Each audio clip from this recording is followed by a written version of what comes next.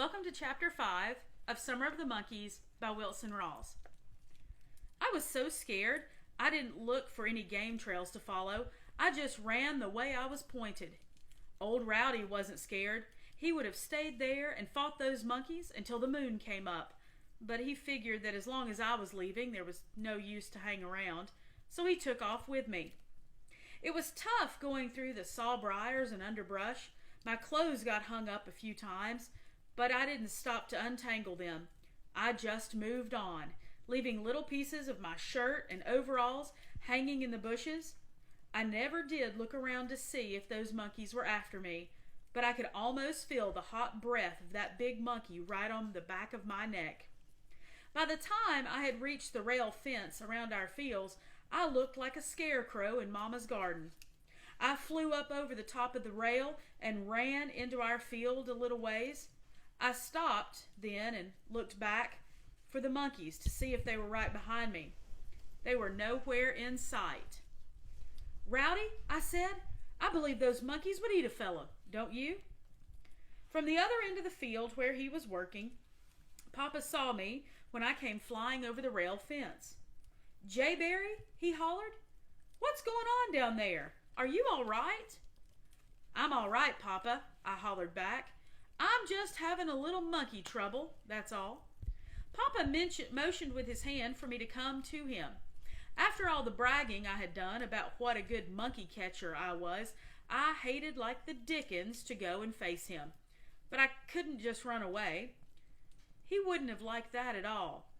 Feeling terrible, I walked over to him. As I walked, Papa frowned and said, "What were you running from, Jayberry? You look at your clothes. Why, they're torn all to pieces. What happened?" I couldn't even look at Papa. Poking a finger in one of the holes of my breeches, I said, "I was running from those monkeys, Papa. I guess I got hung up in some bushes and tore my clothes a little." "Running from monkeys?" Papa said. "Were they after you?" "I think they were, Papa," I said. "I didn't look back to see if they were chasing me, but I'm pretty sure they were after me all right." "Oh," Papa said, chuckling, "monkeys aren't dangerous. You probably just thought they were chasing you." "I don't know, Papa," I said. "I wouldn't put anything past those monkeys. They're the smartest things I have ever seen. They sure made a fool out of me." "Made a fool out of you," Papa said. "Now how did they do that?" "The little devils stole everything I had," I said. "My traps, my gunny sack, apples, lunch, all of it. I guess they've even got my bean shooter by now. When I ran off, I dropped it too." "I was afraid something like this was going to happen," Papa said. "I think I have read where monkeys can be pretty smart, especially if they have been trained." "It's not the little monkeys, Papa," I said. "They don't seem to have any sense at all, and I believe I could catch every one of them. It's that $100 monkey that I'm having trouble with." "I thought all the monkeys looked alike," Papa said. "How can you tell the $100 monkey from the others?" "Oh, Papa, that's easy," I said.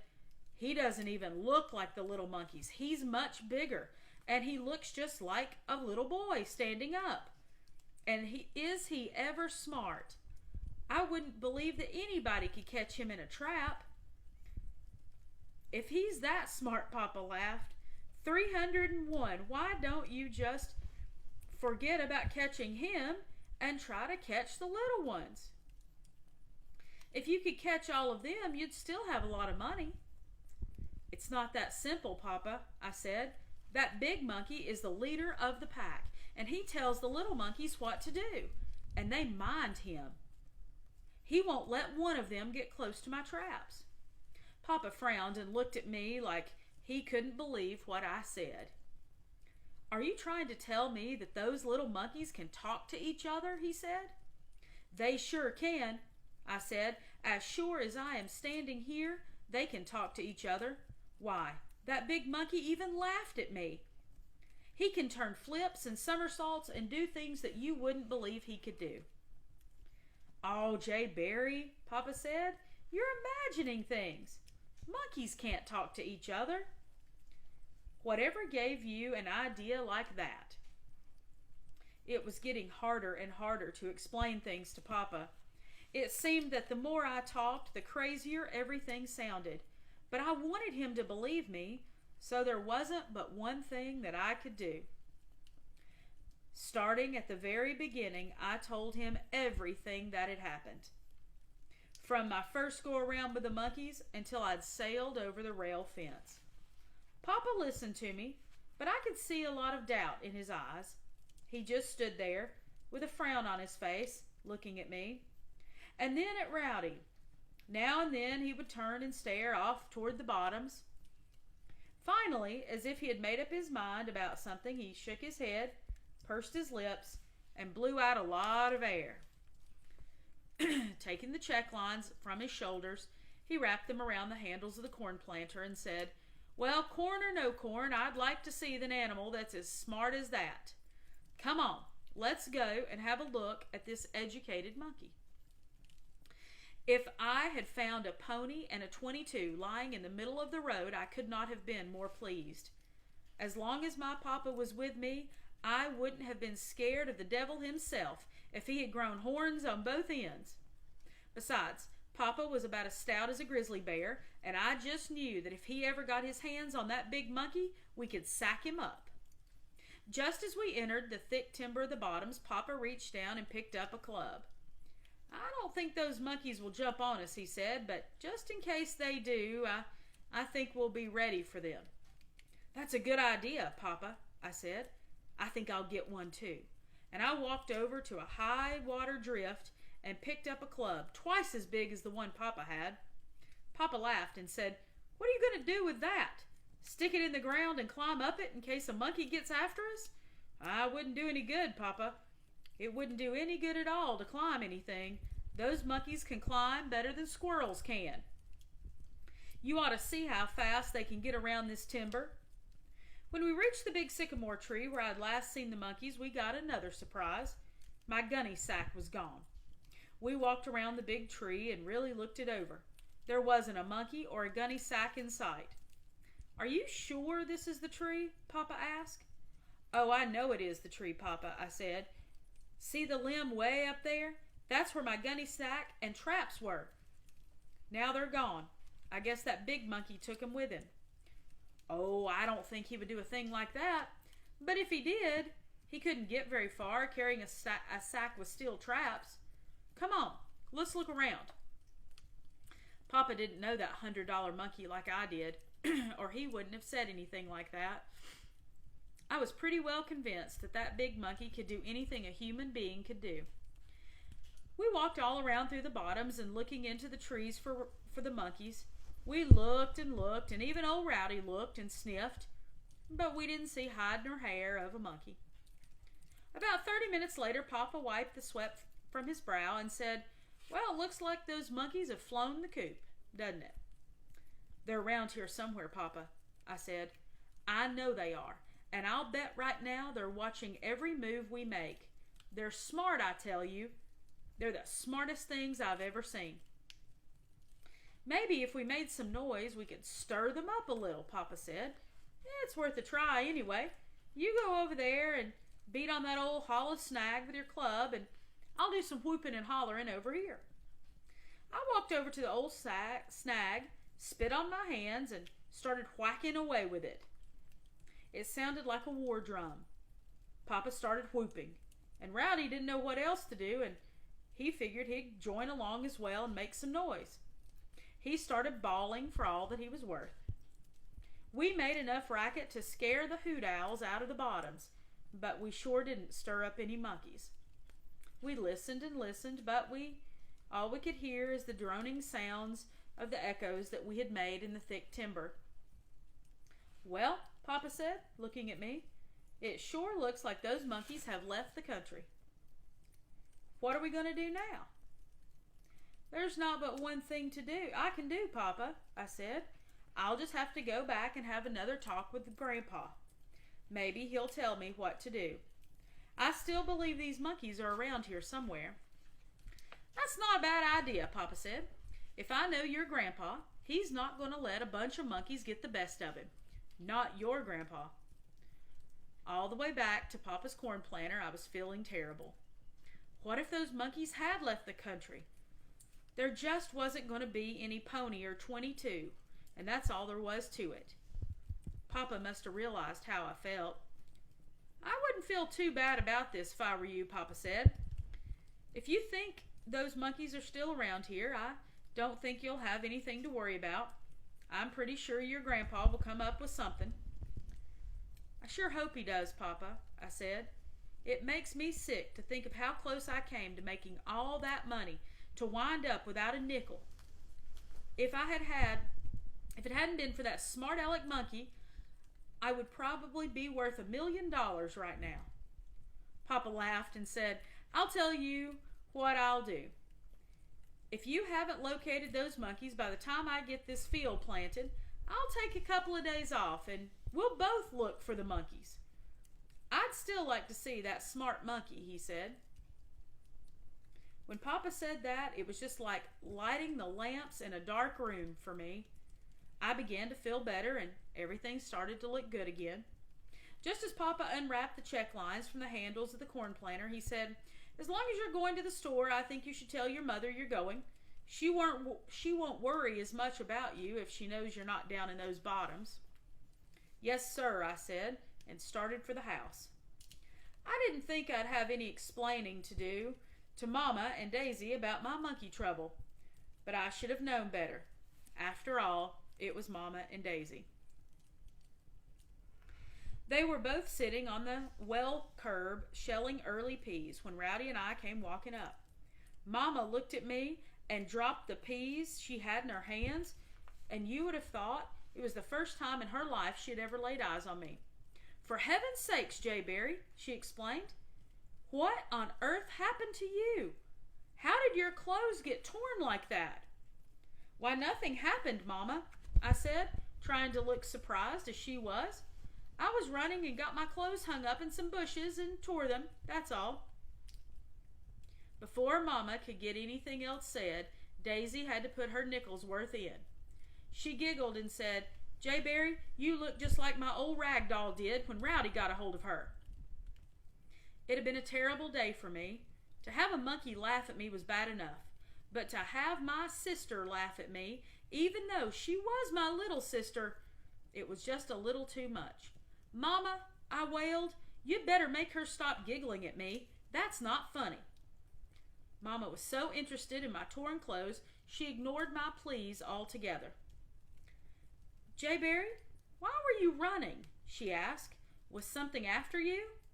I decided right then and there that if I could get out of it, I wouldn't tell Mama everything that had happened down in the bottoms. I was afraid she might put a stop to my monkey hunting. And that was the last thing in the world I wanted. Oh, Mama, I said, what makes you think something happened to me? You're all the time thinking things like that.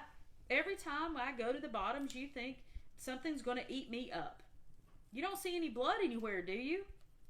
The scared look vanished off Mama's face, and everything would have been all right if it hadn't been for Daisy. She just could not leave well enough alone. Did you catch any monkeys, J. Berry? Daisy asked.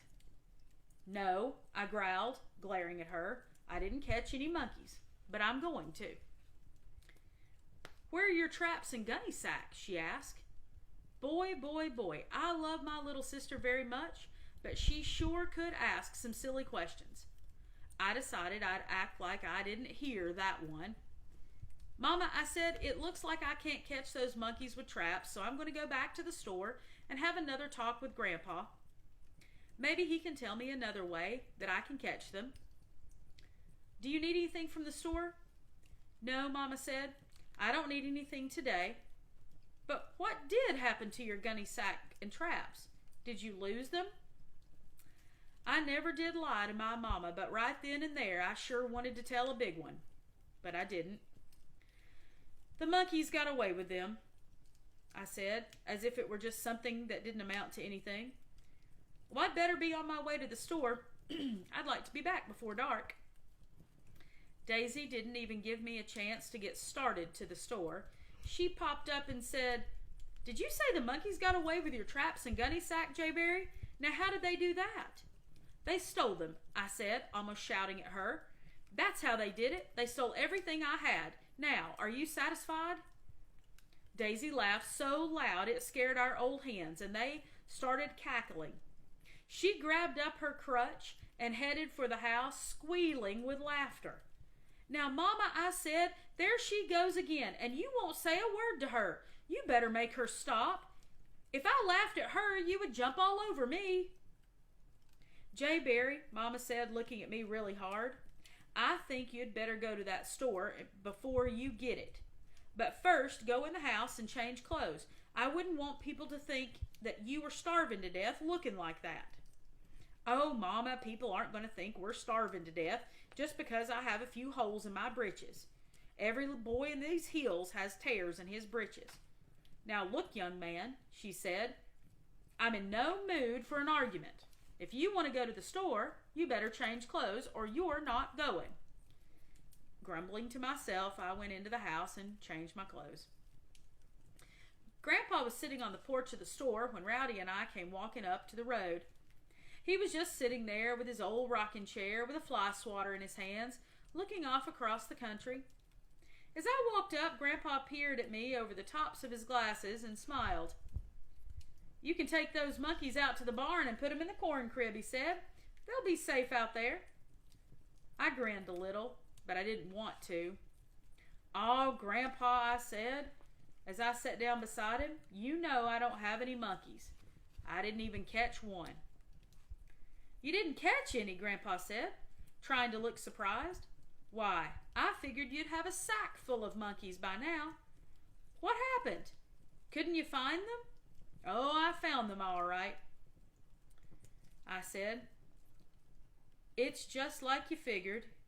The bottoms are full of monkeys, all kinds of them. That's fine. That's what I wanted to hear, Grandpa said. Did you see that $100 monkey? See him, I said. I'll say I saw him. I saw him so much of him, I don't care if I ever lay eyes on him again. He's the smartest thing that's ever climbed a tree. I believe he's even smarter than the president. Grandpa laughed and said, oh, I don't think he's that smart, is he?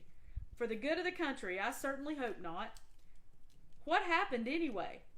Taking a deep breath, I told Grandpa everything that had happened down in the bottoms, and I didn't leave one thing out. Grandpa started fidgeting with his chair like something was biting him. He jerked out his old red handkerchief and made some big to-do about blowing his nose. I couldn't see all of his face for the handkerchief, but what little I could see was as red as a busted watermelon. Grandpa was having a hard time holding back a good belly laugh. It always made me feel good to see my grandpa laugh because he laughed all over. But right then, I wouldn't have enjoyed hearing Santa Claus laugh. I was miserable. Grandpa finally got a hold of himself and said, I figured that monkey was smart, but I didn't think he was going to be that smart. I didn't either, Grandpa, I said. It's a cinch that I'll never catch him in a trap, and as long as he's around, it doesn't look like I'll be able to catch any of the little monkeys either. I don't know what to do now. Grandpa got that serious look in his eyes. You know, it's always a good idea to have more than one iron in the fire, he said. You watch the store for a few minutes, and I'll be right back. Do you have another plan, Grandpa? I asked. Sure. I have another plan, Grandpa said. That's what grandpas are for, isn't it? Don't worry about catching those monkeys. Before you know it, we'll have every one of them in a sack. Grandpa was the best boy perker-upper in the world. The way he was talking had me feeling already like I was sitting on the saddle and shooting everything that moved.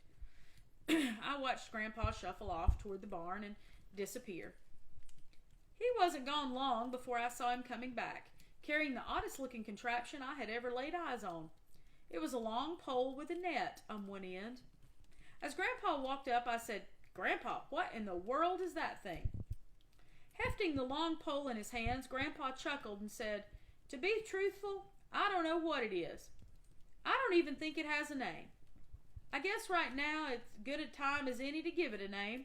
Let's just call it the monkey-catching net. A monkey catching net, I said, big-eyed.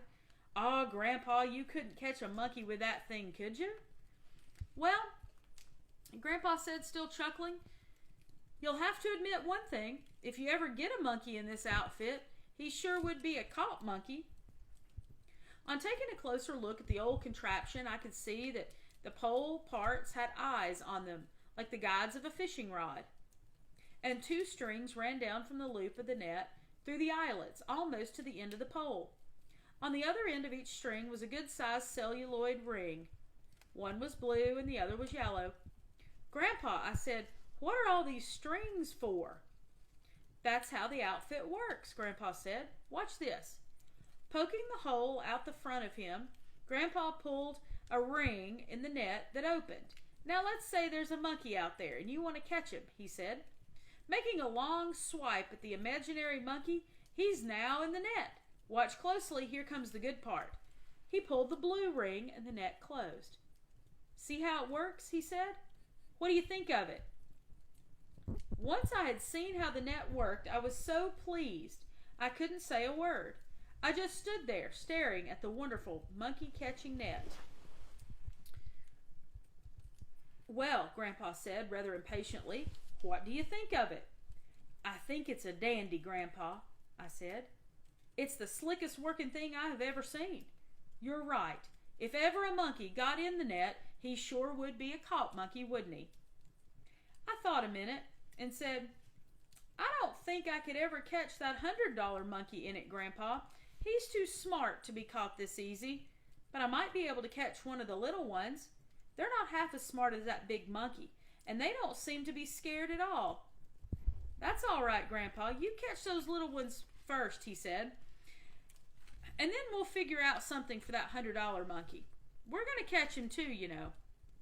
Grandpa handed me the net, and just to get used to it, I made a few swipes with it. At first, I had a little trouble with the ring-pulling parts. I was closing when I should have been opening, and opening when I was closing. But finally, I got the hang of it, and everything looked fine to me. "Grandpa, I believe this is a better idea than those traps were," I said. "All the things to do now is to figure out how I'm going to get a monkey in this thing." Grandpa grunted, and taking the net from me, he laid it down on the ground, motioned as he talked, and said, "I believe if I were you, I'd work on it this way. Right where you get the end of the handle, I'd dig a hole, enough for you and Rowdy to hide in. Might be a good idea to put some brush over the top of the hole so those monkeys can't see you from the treetops. Then I'd take leaves and cover the handle and the net so the monkeys can't see the thing. Be sure the net is open. Lay your apples in the center of the loop. Then crawl down in the hole and wait.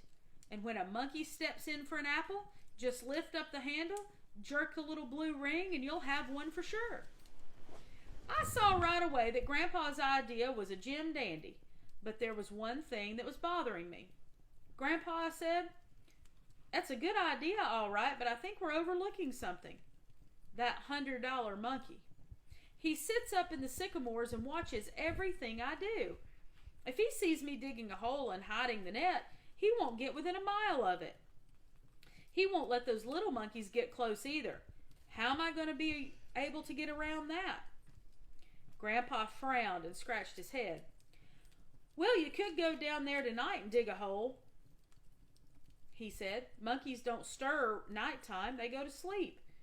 Then in the morning, you'd have to be there before they wake up, and that way they wouldn't hear what you were doing and know what was going on." "By golly, Grandpa," I said, "you sure think of everything, don't you?" "That's just what I'll do. I'll go down there tonight and dig a hole. Then, in the morning, all I have to do is hide the net and put out my apples and wait for those monkeys. I really did believe we'd outfox them this time. I think we can. Don't you?" Grandpa laughed and said, "Well, I don't know. We'll have to just wait and see.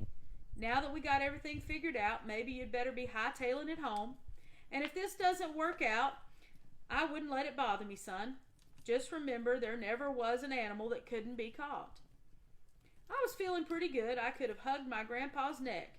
But ever since I had grown up to be a man and 14 whole years old, I had quit doing things like that. Just as I picked up the net, I thought of something. Grandpa, I asked, where in the world did you ever get a thing like this? Grandpa laughed. Then he walked over and sat down in his old rocker. He picked up a fly swatter and reared it back and said, "That's a long story. It happened way back when you were just a little bitty thing. One year, a fellow from the college in Telqua, came up here and he stayed all summer long with your grandma and me. He was one of those butterfly professors." Grandpa interrupted. "Did you say this fellow was a butterfly professor?" "I think that's the name for him," Grandpa said. "But I don't know what it was. It is a big word, and it would break your tongue off to say it. Anyhow, when this fellow came up here, he brought that net with him. And all he did all summer long was lope around through the country catching butterflies in that net. He must have caught 1,000,000 of them. I laughed out loud. "Grandpa," I said, "what in the world does a fellow do with butterflies?" "He studied them," Grandpa said, "just like you would study a book. I never saw anything like it. He would spend hours just looking at them through a big magnifying glass, and then he'd write things down on paper. After he'd given them a good looking over, he would pin them to small white cards. He had put those cards under glass and the glass-topped boxes." "Grandpa," I said, "I've caught a lot of butterflies, but they're such pretty things I would never stick pins in them. I always turn them loose. Why, that professor must have been crazy or just plain old mean." "Oh, I don't think he was a mean fellow," Grandpa said, "but there could have been something wrong with him. I know one thing. If it hadn't been for your grandma, she would have run that professor clean out of the country." "Run him out of the country?" I said. "Why would you want to do that?" "Because I was going broke," Grandpa said. "That's why. I came close to losing everything I had that summer. From the day that professor got here to the day he left, I never sold so much as a can of snuff." "Never sold anything?" I said, more surprised than ever. "How come you didn't sell anything? Did the professor have something to do with it?"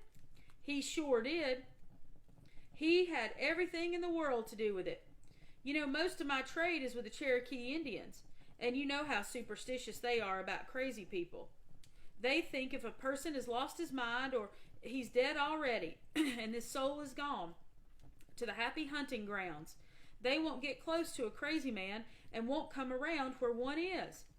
The way the professor was carrying on catching butterflies, every Native American in these hills thought he was crazy, and they wouldn't come within a mile of my store. So I didn't sell anything." "I know how these Native Americans feel about crazy people, Grandpa," I said, "but how come they thought the professor was crazy?" "Oh, there's a lot of reasons," Grandpa said. "In a way, you couldn't blame him. The professor was kind of an odd-looking duck, and he was with a long fence rail and a bony as a whalebone corset. He had a little beard that stuck out from his chin about 5 inches, and it was so sharp at the end you could have split a stump with it. I never saw a man with so much hair on his head, and I don't think he had ever combed it a day in his life. He was bushed out as the tail of a tomcat." I laughed and said, "My Grandpa, no wonder those Native Americans thought that professor was crazy. If I saw a man that looked like that dancing around catching butterflies, I might think he was crazy too." Grandpa nodded his head and said, that wasn't the only way the professor looked. I think he also acted, and his clothes had a lot to do with it too. He wore shirts that didn't have any sleeves at all, and his pants were cut up to here." With his finger, Grandpa made a slash mark across his legs above his knees. "Every time the professor got after a butterfly, he would start running and waving that net and yelling and making all kinds of racket. The Native Americans saw him loping around through the country and figured he had just lost his mind. If it hadn't been for your grandma, I would have taken a club out toward the professor." "What did Grandma have to do with it, Grandpa?" I asked. Grandpa frowned and started digging at his whiskers on his chin. "This professor was a talker," he said. He could talk a fish right out of the river, and your grandma thought he was the smartest man in the world. He got her all interested in those butterflies, and she wouldn't listen to me having him run off. I laughed and laughed and laughed. Great big tears boiled out of my eyes and ran down over my face. Still laughing and wiping my tears, I said, Grandpa, I sure would have liked to see that butterfly professor. What would be better than going to the circus? Grandpa grunted and said, If I have anything to do with it, you'll never see one around here again. There's not enough room in this country for me and another butterfly professor. One of us would have to leave. I was still laughing when Grandma hollered from inside the house. J. Berry, is that you? Yes, Grandma, I hollered back. It's me. Before you go home, Grandma said, could you come by the house? I have a few things that I want to send back to your mother. All right, Grandma, I said. On hearing Grandma, Grandpa got all nervous. He got up from his chair and started fidgeting around. Looking at me, he said, I don't believe it would be a good idea to let your grandma know too much about this monkey catching business of yours. When it comes to hunting and fishing and things like that, she just can't see it the way we do. I know just what you mean, Grandpa, I said. I have enough trouble with Mama and Daisy. Every time I leave the house, Mama thinks I'm going to get eaten up by something in the bottoms. And if I even catch a little old lizard, Daisy thinks I'm the meanest boy in the world. The other day she told me that if I didn't quit catching things, God was going to send a bolt of lightning down out of the sky and split me wide open. Grandpa laughed and said, Oh, I don't think the good Lord would do a thing like that. Not to you, anyway. He can understand things better than Mamas and Daisies can, and I found out a long time ago not to pay too much attention. They don't mean half of what they say. I tried not to pay attention to them, Grandpa said, but it doesn't seem to do any good. While Mama has broken so many switches off our peach trees, I don't think she will ever have any more peaches. Grandpa laughed and said, Peaches are pretty good things to have around, all right, but they're not the most important things in the world. They're not half as important as hunting and fishing, I said. Looking at his watch, Grandpa said, Well, it's getting late and you'd better be getting home. I don't want you to be out on the road after dark. Oh, I'm not scared of the dark, Grandpa said. I used to be, but as long as I got Rowdy with me, I can take care of anything he wants to jump on us. Looking at Rowdy, Grandpa smiled and said, Yes, I guess he could. You know, when I was a boy about your age, I had a dog too. He was an old hound, just like Rowdy, and I felt something like you do with him. As long as he was with me, I wasn't scared of anything. Why, Grandpa, I said, I didn't know you had a dog when you were a boy. You've never said anything about that before. I bet you could tell me a lot of good stories about you and your dog. With a faraway look in his eye, Grandpa said, Yes, I expect I could. But right now it's getting late, and with your grandma wanting to see you, I don't think we have any time. Someday after we've caught all the monkeys, I'll tell you some of the things me and my old dog got into. Is that a promise, Grandpa? I asked. Yes, it is, Grandpa said, nodding his head. That's a promise. Now, you better be on your way, and I have to lock up the store and get my chores done. I thanked Grandpa again for all of his help he had given me and started for the house to see what Grandma wanted. That concludes Chapter 5 of Summer of the Monkeys by Wilson Rawls.